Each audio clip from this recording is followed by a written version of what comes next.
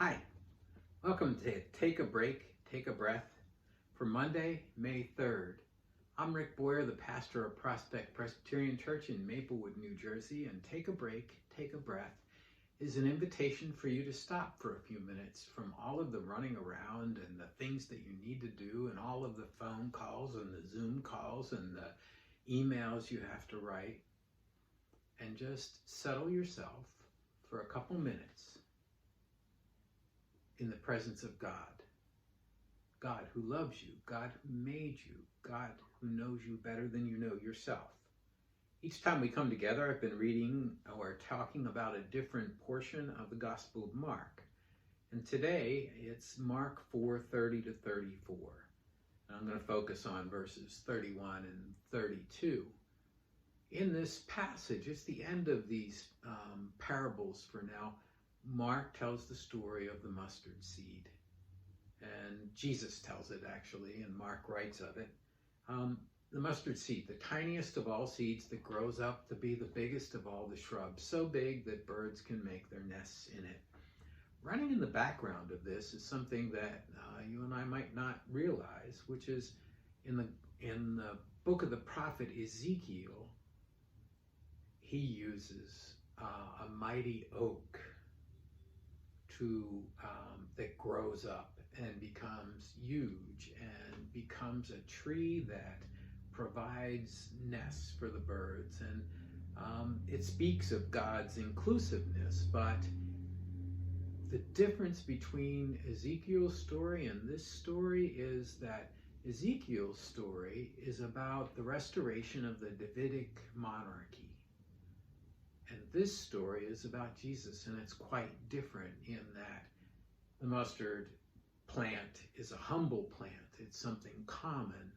It doesn't keep growing year after year. It dies off and new seeds fall into the ground and grow up and become new mustard plants. And yet it becomes the greatest of all the shrubs. And in that way, it provides shelter and inclusion.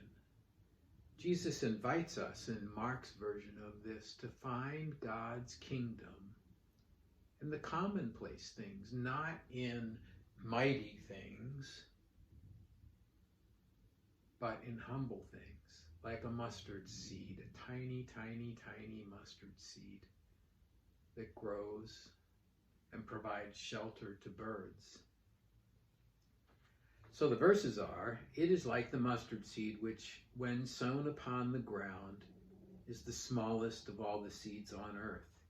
Yet when it is sown, it grows up and becomes the greatest of all shrubs and puts forth large branches so that the birds of the air can make nests in its shade. What a wonderful image. So I invite you, if you haven't already done so, go to a quiet place in your house, and if the room has a door, close the door and settle into a comfortable chair. Feel the support of that chair on the back of your legs and your back and under your arms if it has arms. Close your eyes and take some deep breaths. And as you breathe in the breath of God. And as you breathe out all that separates you from God. As you breathe in God's peace.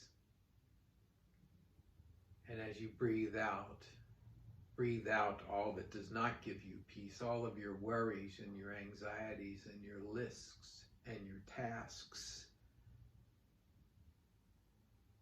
Breathe in, breathe out. Breathe in, breathe out. With each breath, let the peace of God grow in you. Imagine it like the warm water of a shower washing down over your head. And as it does so, your mind gets calm and peaceful. All of the things that have been bouncing around in your brain slow down for a moment. As it washes down over your face begins to, you begin to smile and your jaw is not closed tight. As it runs down over your neck, the knots in your neck are released and the tensions melt away. As it runs down over your shoulders and your arms to the tips of your fingers, your hands open and your shoulders relax and your arms are renewed. As it runs down your back, your muscles relax, your burdens are released. As it runs down over your chest, your heart rate slows to a resting pace and your breathing stays deep and steady. As it runs down over your stomach, all of the things that have been jittery in your stomach are calmed.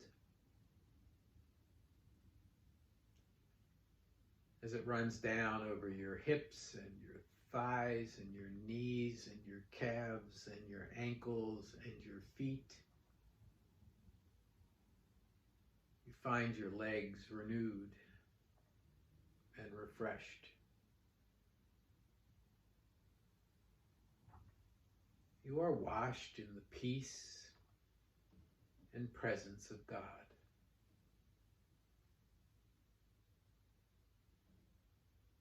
And in your mind's eye,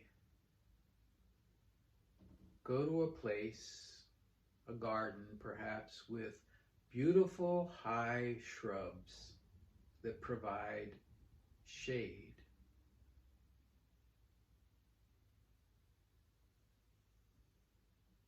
As you walk down a path through these shrubs, you can see birds in the branches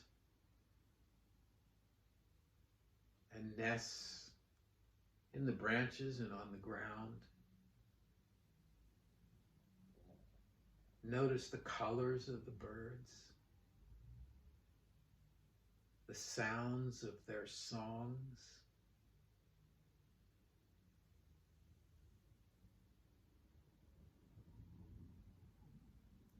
Notice the beauty of God's glorious creation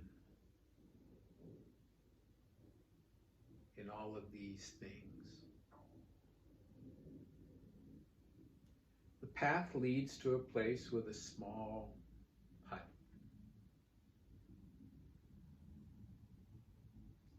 Out of the hut comes a person. What does that person look like? Who are they? They smile at you, and you recognize that this one is a messenger from God.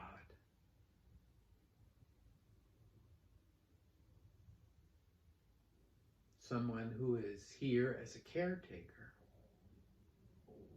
who makes sure that all is safe and good in this place, and who can speak God's word to you.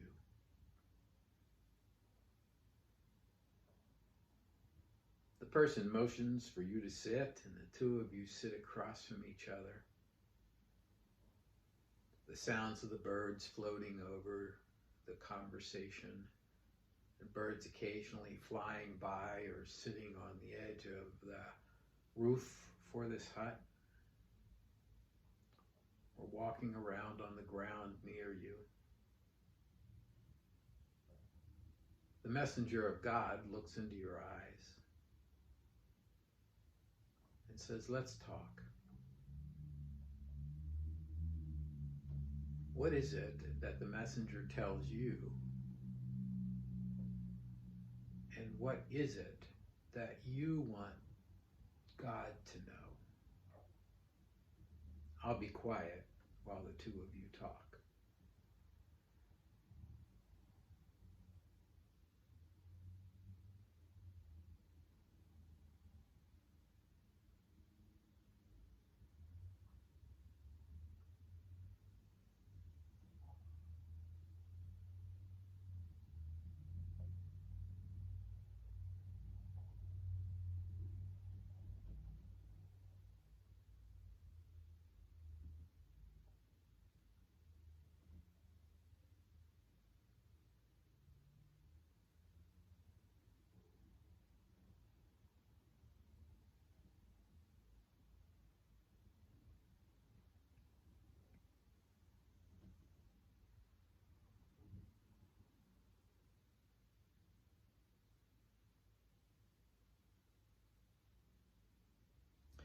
Then the time comes for the conversation to end, and the two of you say goodbye in whatever way is appropriate, and you turn and begin to make your way back up the path. And as you do so, that image fades away, and you bring yourself back to the room where you are.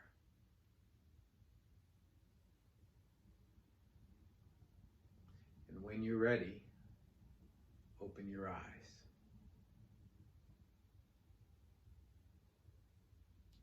That's Take a Break, Take a Breath for Monday, May 3rd.